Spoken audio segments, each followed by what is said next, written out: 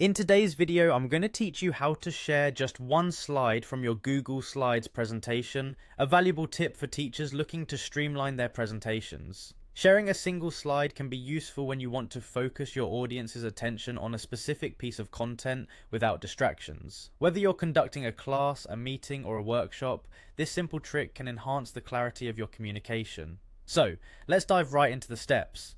First things first, open up your web browser and head over to Google Slides. If you're not already signed in, take a moment to log into your Google account. Don't worry if you don't have one yet. Creating a Google account is straightforward and free, and it provides you access to various useful Google applications. Once you're signed in, you'll land on the Google Slides homepage. Here you have the option to start a new presentation. You can do this by either selecting a blank presentation to begin from scratch, or choosing a template if you're looking for a specific layout or design to ease the creation process. Templates can be incredibly handy if you're short on time, but still want your slides to look professional. After selecting your choice, your presentation will open up.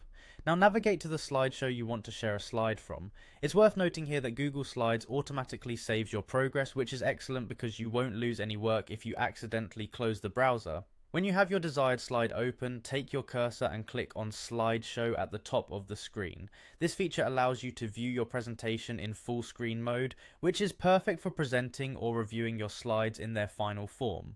Once in slideshow mode, look for the presenter view option and click on it.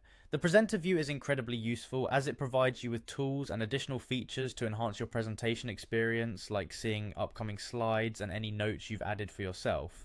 Now comes the part where you want to focus on only one slide. Unfortunately, Google Slides doesn't offer a built-in feature for sharing just a single slide as a standalone document.